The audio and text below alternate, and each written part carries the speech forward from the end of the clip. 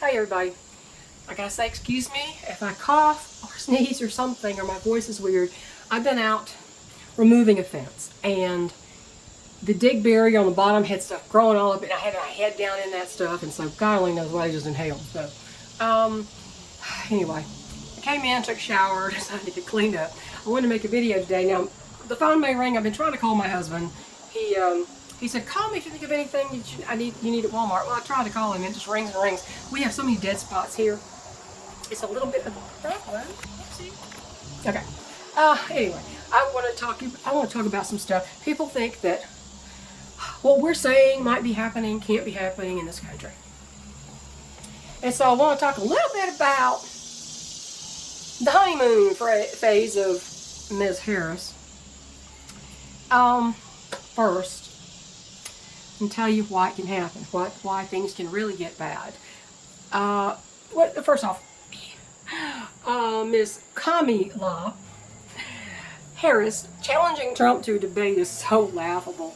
It's crazy. Same as Biden. But you know, the problem is she doesn't even have the excuse of dementia to explain away her word salads. And I want to ask, why did she skip out on the interview with the National Association of Black Journalists? You know, the one where they just didn't ask questions, they attacked, except for Harris Faulkner. She's a conservative person, and so she was polite, and the other person was just a hag. Well, I guess one reason she skipped out is because she probably ain't black enough for that, because Kamala Harris is Indian Jamaican. She's not African anything. No matter how opportunistic it is for her to say she is. And the second thing is, her debating Donald Trump, she's challenging him to a debate. They say. This is like Biden did. So how that turned out. Her debating Trump would be kind of like bringing a pool noodle to a knife fight. More like a gunfight. It's unwinnable for her. Do you notice anything about the little commies for Kamala groups that are popping up? That's not what they call themselves, but that's what I call them. Most seem to be the non-thinking Caucasian men and women. And then there are the other ones who just love their government handouts, and they have selective amnesia about how well they were doing in the first Trump administration. It's like, we don't like him, so we could have been doing well. And that's not how it works, honey. That's not how any of this works. So now they're all pretending that Harris has 3 brain cells to rub together and speaks the truth.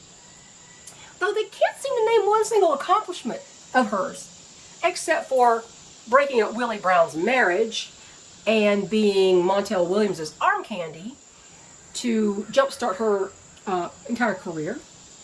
And then, of course, they know she brought, they may not want to keep saying it, but she brought down the hammer on a lot of black men convicted of minor offenses and gave them long jail terms. Then, all of a sudden, she's spouting off threats about end-running Congress when it comes to gun control. End-running the Constitution as well. She said if they don't pass gun confiscation laws within 100 days in her theoretical administration, she's going to just executive order that thing into existence. Like, of course, what any other good authoritarian Marxist would do, of course, yeah. But anyway, that said, the non-thinker vote is definitely going to go to her, and in spite of her complete unlikability. Sorry, I heard something weird over there. It's not my cat because he was asleep in the chair. But you know, how long can our country continue with the anti-Americans in government like Omar and Tlaib, Obama, Biden, Harris, Newsom, Hochul? And what will you do if the fix truly is in for the next election? Now, I believe it's counterproductive to keep saying that. People, I mean, I'm seeing too many YouTube titles that say, the fix is in. I don't think that's at all helpful. Because there are a lot of people who just, if you convince them that's the case, they won't go out and vote because they'll think there's no use. What good can my vote do? Well, I don't know, and neither do you. But so please stop making titles on your channels that say the fix is in. So But what will you do if some amoral, anti-constitution despot like Harris gets into power, gets back in the big office? Of course, she's going to be Joe Biden on steroids. She's less palatable, if that's even possible. But what are you doing now to ensure that you're going to survive this?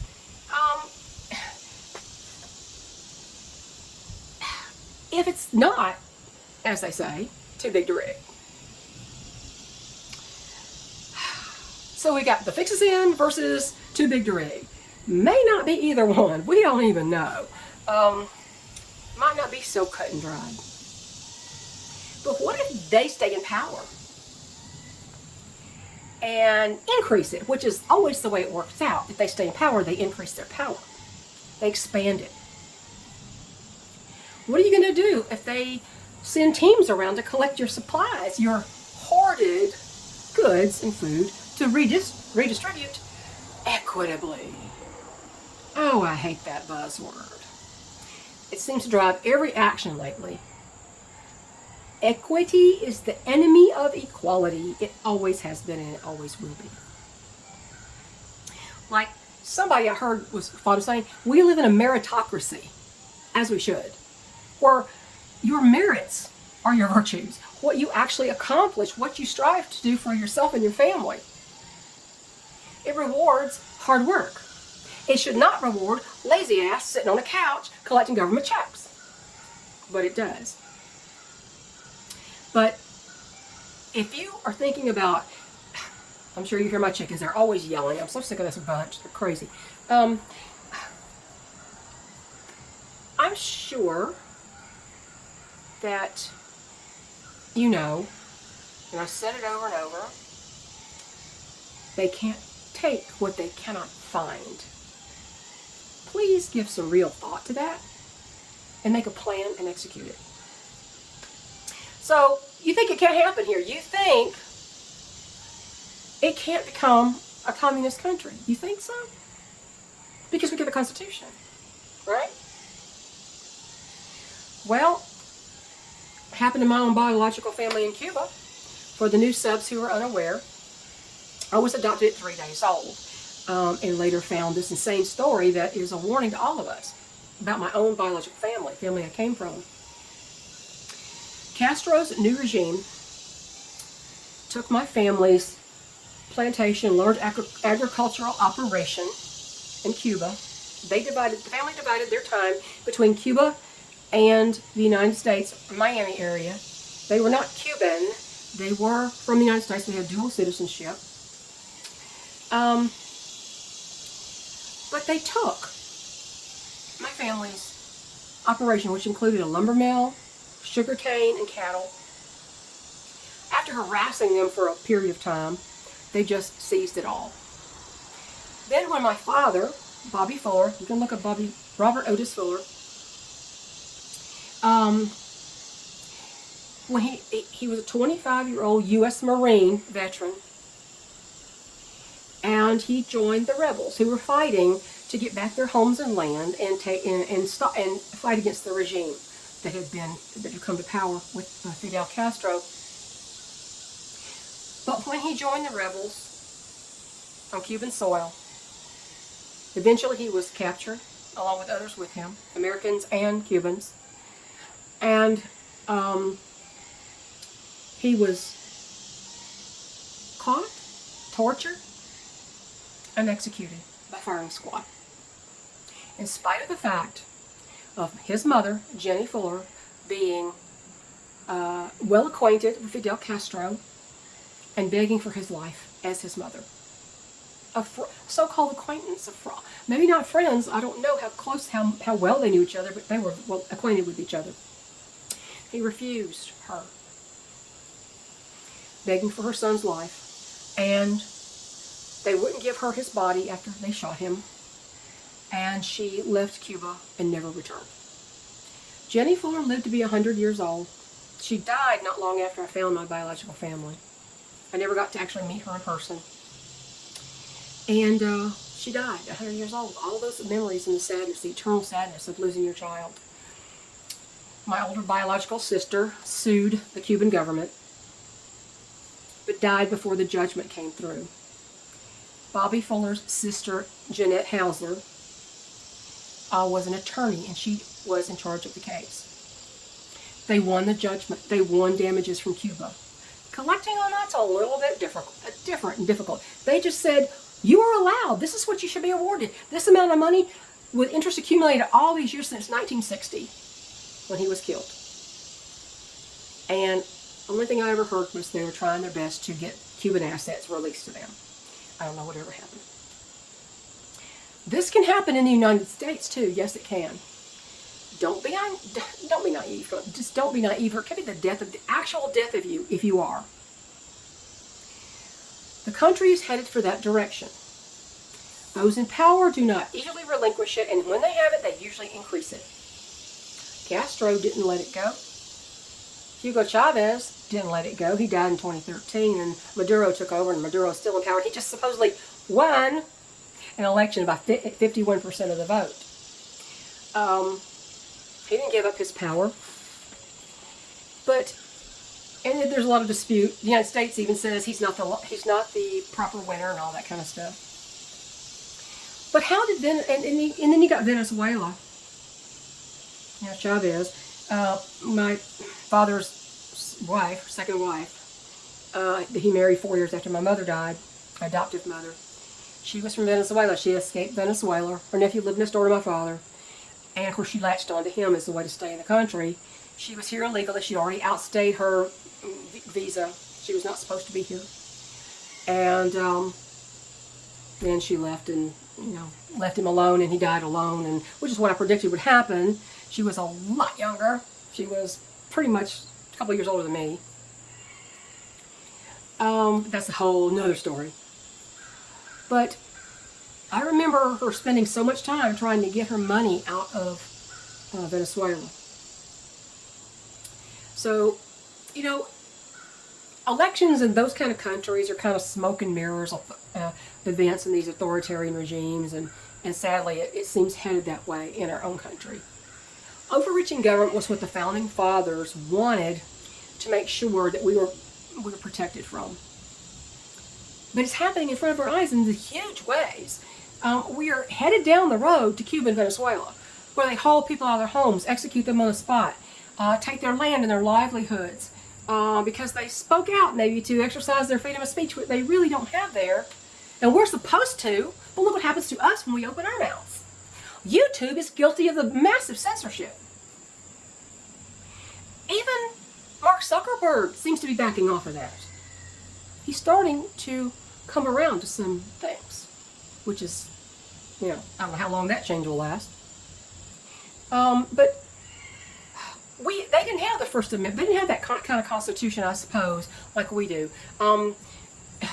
And it's got worse and worse in those countries, especially Venezuela. They were forced to eat cats, dogs, and rats to live.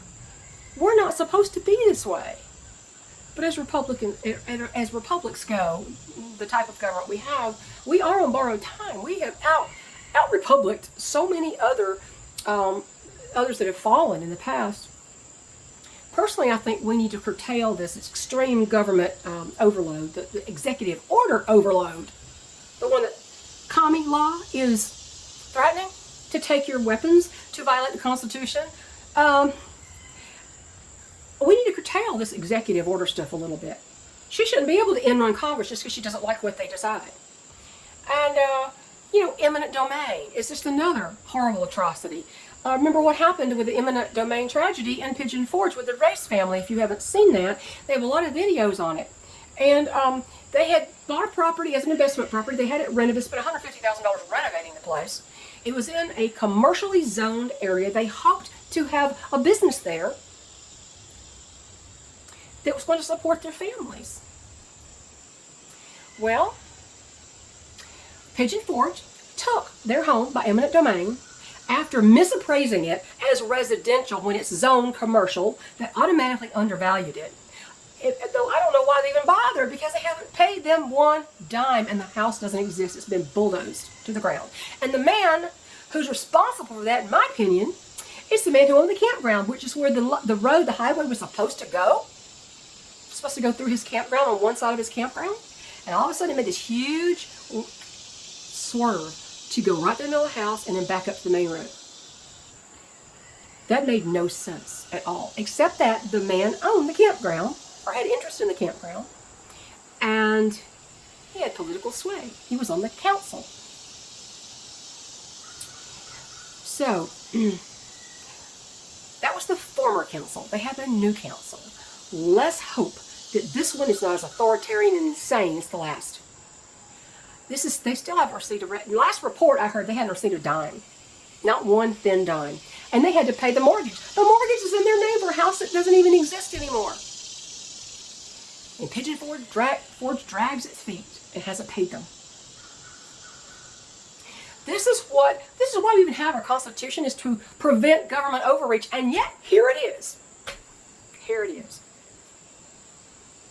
But you know, the government there basically changed the rules to get what they wanted. A typical demon rat move. They had their house appraised as residential. It's actually zoned C6 to undervalued it. To undervalued, only got one appraisal, not two appraisals, are the rules. And the demon rats are always doing this, changing definitions and changing the rules in the middle of the game. Changing definitions and ignoring our laws is how this gets done to our citizens by those in power, as well as society in general.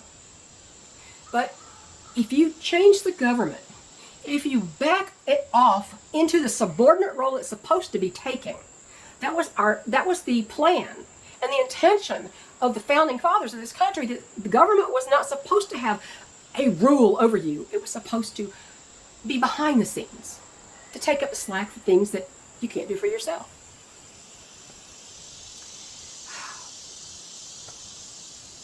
For the Constitution to have influence and to be obeyed and reverenced, there has to be a respect for the law.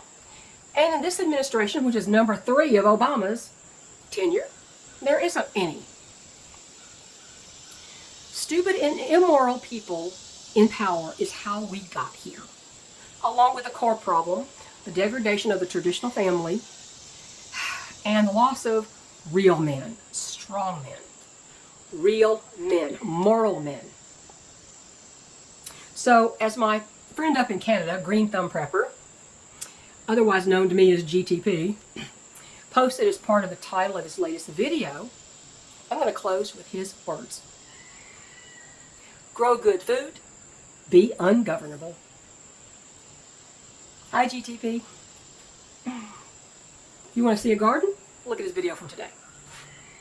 Anyway, I'm going to catch you later. I've rambled enough. It's been 20 minutes and I got more work to do, so I best get to it. Bye, y'all.